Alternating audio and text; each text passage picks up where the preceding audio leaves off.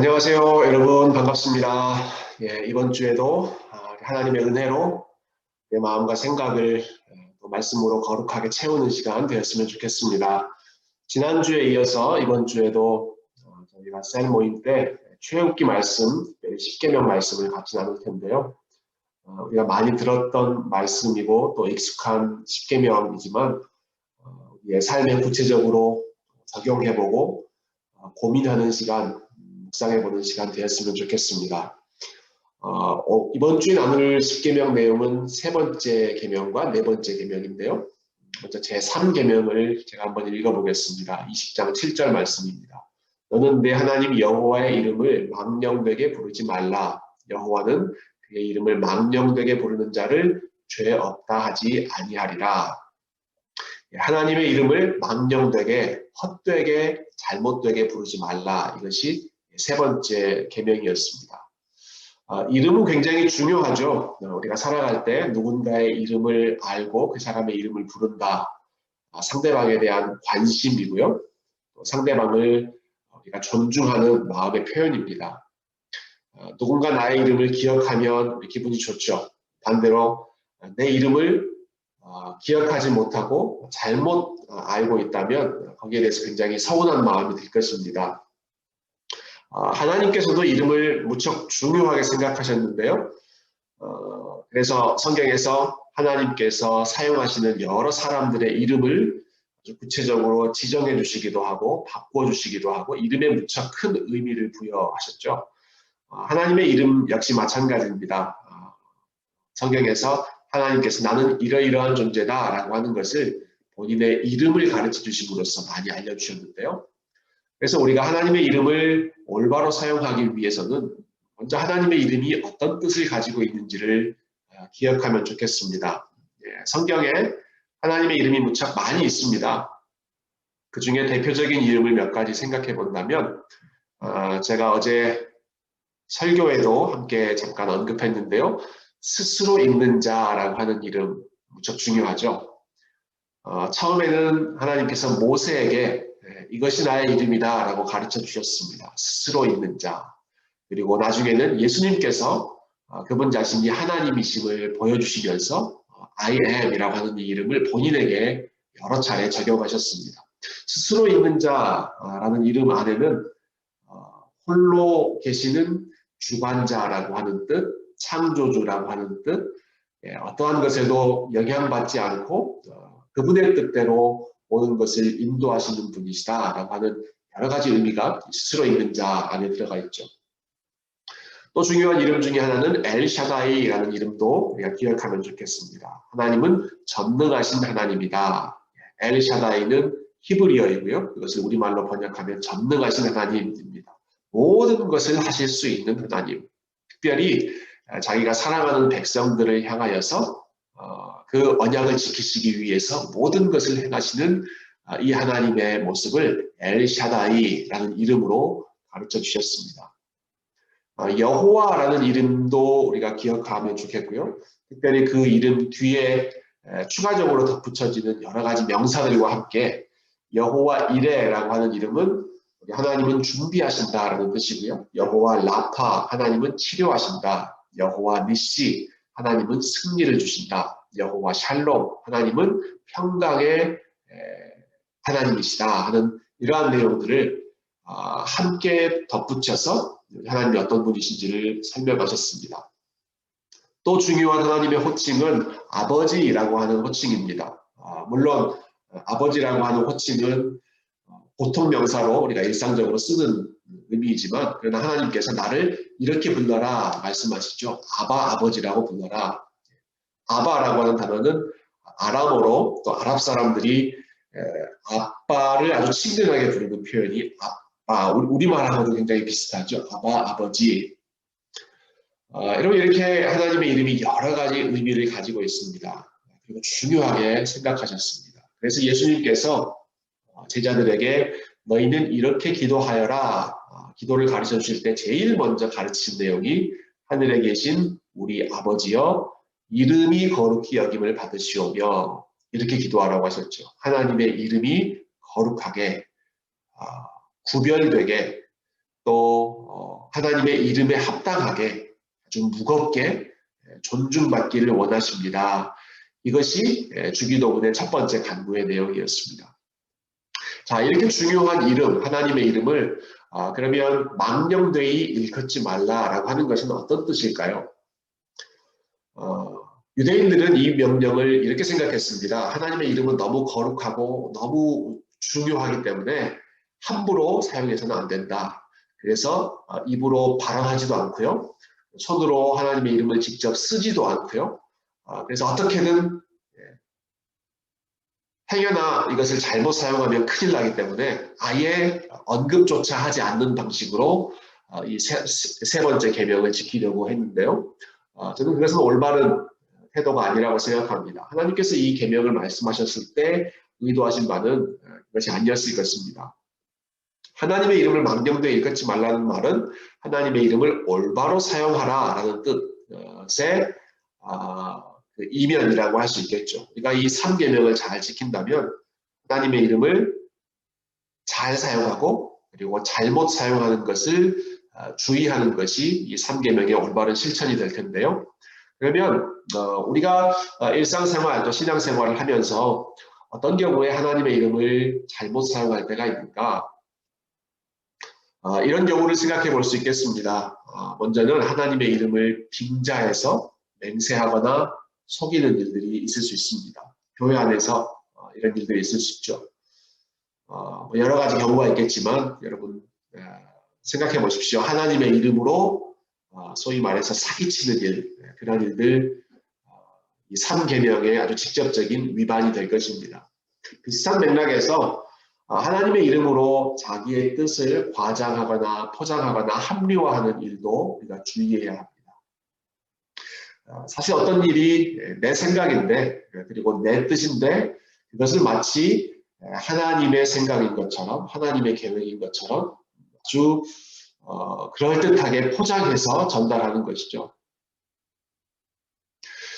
역사적으로 보면 이런 일을 행했던 사람들이 중세의 십자군 전쟁을 일으켰던 사람들입니다. 물론 최초의 그 십자군 전쟁은 굉장히 순수한 동기로 출발했었는데요. 그러나 총 7차, 8차 계속 십자군 전쟁이 계속되면서 뒤로 가면 갈수록 순수한 신앙적인 의미가 아니라 경제적인 의미로 혹은 정치적인 의미로 군사적인 의미로 다른 나라를 약탈하기 위해서 거기에 하나님의 이름, 십자가의 이름을 들먹이는 일들이 있었습니다. 히틀러 시대 나치 정부 하에서 독일 교회들도 비슷한 잘못을 범할 때가 있었고요. 하나님의 이름으로 하나님의 뜻이 아닌데도 불구하고 그것을 마치 하나님의 이름인 것처럼 뜻인 것처럼 포장하고 합리화하는 일, 교회 안에서 종종 나타날 수 있는 잘못입니다. 사실 이 말을 하고 있는 저 자신이 이 부분을 가장 조심해야 된다고 생각하는데요. 특별히 목사는 하나님의 말씀을 증거하는 사람이기 때문에 그 안에 저의 개인적인 생각이나 개인적인 감정이 개입되는 것을 좀 주의하고 분별해야 될 필요가 많이 있습니다. 그래서 하나님의 이름을 올바로 사용하는 것 굉장히 중요한 부분인데 또 세 번째로 이러한 경우도 있겠죠. 하나님의 이름으로 우리가 서약할 때가 많이 있지 않습니까? 서약한 내용, 하나님의 이름으로 서약했다면 힘들어도 그것을 지키려고 애쓰는 것. 반대로 하나님의 이름으로 서약했는데 힘들다고 그냥 깨트려버리는 것. 이것은 3계명을 잘못 지키는 것입니다. 예를 들면 기독교인이라면 아마 결혼할 때 예배 드리며 하나님 앞에서 언약을 맹세할 것입니다. 배우자에 대해서 신실할 것을 맹세하고요. 어떠한 경우에도 이 결혼을 내가 끝까지 지키겠다. 하나님 앞에 서약하잖아요. 하나님 앞에 서약했으면 열심히 지키는 것이 3계명을 잘 지키는 것입니다. 교회 안에서 세례를 받을 때 성부, 성자, 성령의 이름으로 세례를 받습니다. 또 교회의 멤버가 되려고 내가 서약할 때도 마찬가지로 하나님의 이름으로 서약하죠. 단 직분을 받는 것 역시 마찬가지죠.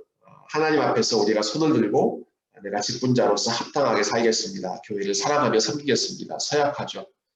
그런데 처음에는 그러한 마음으로 서약했다가 나중에는 여러 가지 복잡한 사연으로 인해서 서약했던 것을 그냥 무시해버린다면, 세례를 받은 그리스도인답게 살지 않는다면, 또 임직을 받았던 직분자답게 겸손한 마음으로 교회를 섬기는, 교회를 사랑하는 마음으로 사역하지 않는다면 역시 마찬가지로 하나님의 이름을 잘못 사용한, 망령되이 일컫는 그러한 잘못입니다.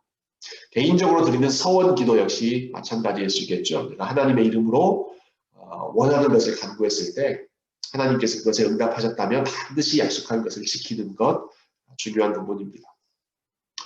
일반적으로 적용해 본다면 하나님은 거룩하신 분이기 때문에 우리가 거룩한 하나님의 백성으로 살아갔을 때에는 내가 거룩하니 너희도 거룩하라 말씀하셨던 것처럼 거룩한 백성답게, 교인답게, 그리스도인답게 신실하게 살아가는 것 역시 이 3계명을 제대로 지키는 방법입니다.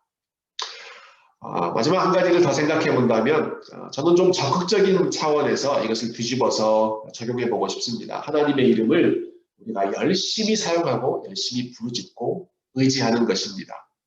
조금 전 앞 슬라이드에서 제가 하나님의 이름 여러 가지 의미를 가지고 있는 것 소개해 드리지 않았습니까? 하나님 전능하신 하나님, 하나님은 우리의 아버지 되시는 하나님, 준비하시는 하나님, 치료하시는 하나님, 우리가 이러한 하나님의 이름을 알고 있다면, 기억하고 있다면 어려운 경우에 이 하나님의 이름을 열심히 부르짖고 열심히 의지하고 하나님께 도움을 구하면서 하나님의 힘으로 살려고 애쓰는 것 역시 하나님의 이름을 올바로 사용하는 방식입니다.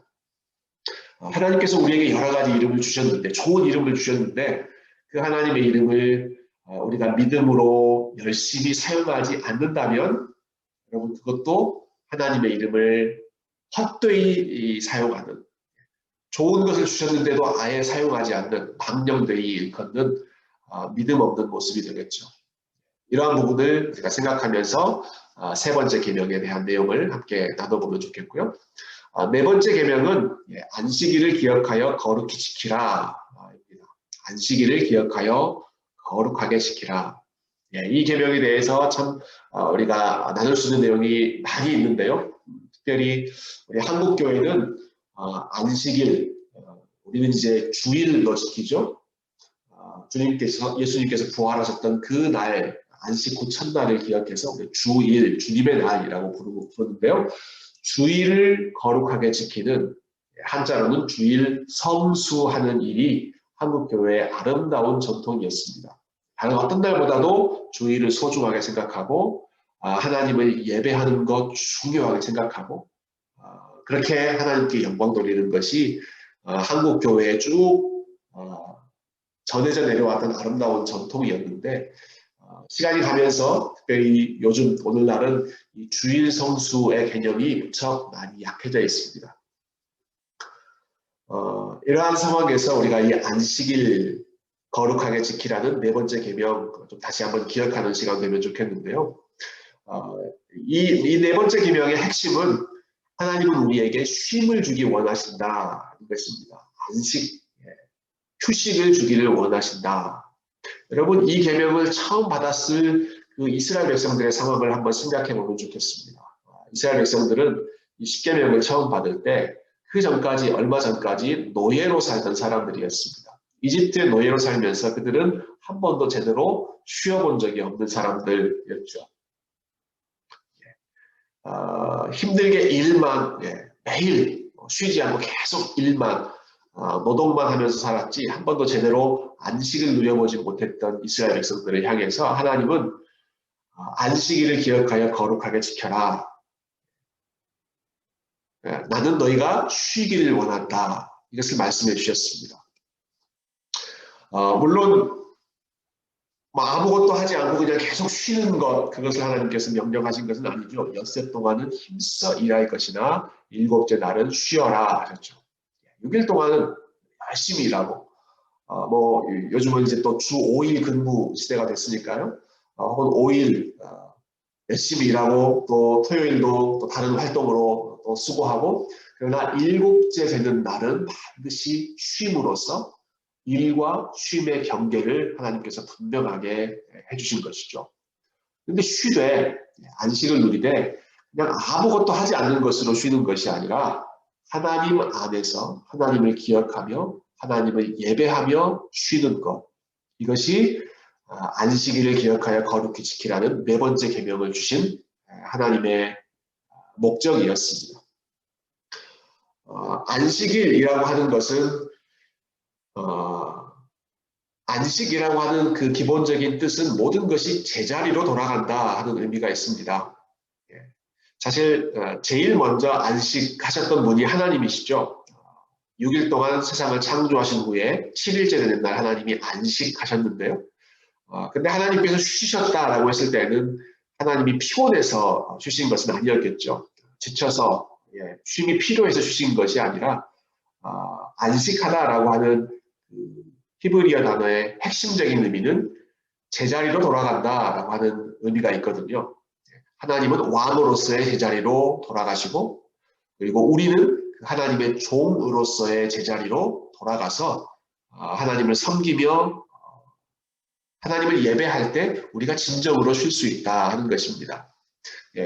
세상에서 열심히 일주일 내내 일하면서 살다 보면 우리가 마치 일의 노예인 것처럼 혹은 돈의 노예인 것처럼 혹은 학생들 같은 경우는 공부의 노예인 것처럼 그렇게 생각하며 살기 쉽습니다. 그럴 때 일곱째 되는 날 하나님께서 정해주신 그 날에 우리가 하나님 앞에 나아가서 예배하는 가운데 내가 일의 노예가 아니라 세상의 노예가 아니라 내가 하나님의 노예, 하나님의 종이었지, 이것을 기억하면서 그러면서 하나님 안에서 참된 쉼을 누릴 수 있는 것이죠.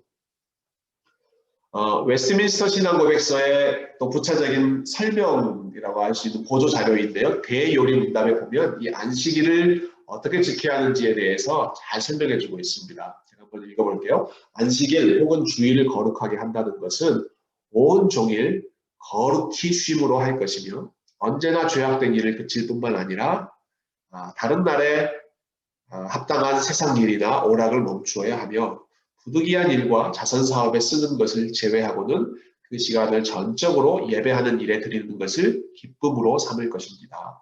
그 목적을 위하여 우리는 마음을 준비할 것이며 세상 일을 미리 부지런히 절제 있게 배치하고 적절히 처리하여 주일의 의무에 보다 더 자유롭게 또는 적절하게 행할 수 있도록 준비해야 할 것입니다. 여기에 나오는 내용을 우리가 구체적으로 어떻게 실천할 수 있는지에 대해서는 좀 다양한 방법이 있을 것입니다. 사실은 상황도 다르고 그리고 사람들의 마음의 동기도 다르기 때문에 여러 가지 것들을 고려해야 이것을 올바로 또 적용하는 데 있어서 여러 가지 좀 차이점이 있을 수 있는데요. 그러나 기본적으로 우리가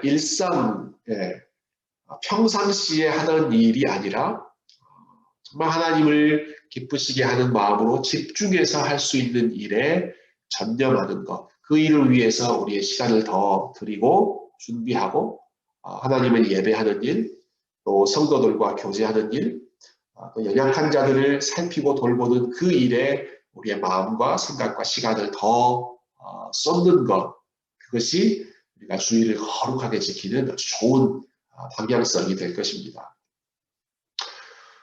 물론 주일만 거룩한 것이 아니라 우리가 살아가는 매일매일 하루하루도 다 거룩합니다. 그렇지만 원칙적으로는 그래도 실질적으로는 우리가 주일 하루를 온전히 구별하여 지키지 않으면서 나머지 6일을 다 거룩하게 살 수 있는 사람은 없습니다. 나머지 6일을 하나님과 함께 동행하기 위해서는 주일을 구별하여 거룩하게 지키는 것이 반드시 우리의 마음을 지킬 수 있는 전제 조건이 되는 것이죠. 그래서 하나님께서 일곱째 되는 날을 내 안에서 쉬라고 말씀하신 것이죠. 안식일과 관련해서 이것을 꼭 기억하면 좋겠습니다. 안식일을 지켜라, 거룩하게 지켜라, 나에게 와서 예배해라 라고 하는 것은 우리를 얽어매기 위한, 우리를 구속하기 위한 조항이 아니라 사실은 우리를 해방시키기 위한 명령입니다. 자유케 하는 명령입니다. 이것이 예수님께서 말씀하신 자유케 하는 멍에와도 연결될 수 있겠죠. 하나님을 기억하며 예배할 때 우리는 하나님 아닌 모든 것으로부터 자유해질 수 있습니다. 일의 노예로 살던 사람들이 일로부터 자유해질 수 있고요. 돈을 쫓아가며 돈의 노예로 살던 사람들이 하나님을 예배할 때 돈으로부터 자유해질 수 있고요. 세상에 대한 여러 가지 염려, 근심, 걱정 이런 것들이 가지고 살다가 하나님 앞에서 우리가 예배할 때 그 모든 것으로부터 자유해질 수 있는 하나님이 책임지시지, 하나님께서 우리의 아버지 되시지, 하나님께서 우리를 인도하신다고 약속하셨지, 그 말씀 붙잡을 때 다른 모든 것, 하나님 아닌 모든 것으로부터 자유해질 수 있는 힘과 능력이, 그러한 여유가 생기는 것이죠. 그래서 안식일은 저와 여러분의 해방을 위한 명령이라는 것을 기억하면 좋겠고요. 제가 참 좋아하는 구절인데요. 우리가 안식일을 지킬 때 안식일이 결국 우리를 지켜준다. 우리가 주일을 거룩하게 지키려고 노력할 때 결국은 그 주일이, 예배하는 그 시간이 우리를 세상으로부터, 근심으로부터, 부정한 모든 것으로부터 안전하게 지켜주는 역할을 하게 됩니다. 이것이 하나님께서 저와 여러분에게 안식일을 기억하여 거룩히 지키라고 명령하신 목적이겠죠. 이 네 번째 계명에 대해서도 여러분의 생각과 고민을 함께 나눴으면 좋겠는데요. 특별히 팬데믹 시대를 살면서 우리가 일상과 또 거룩한 일, 혹은 6일과 안식일, 일과 가정, 모든 경계가 다 허물어지고 있는 그런 상황입니다.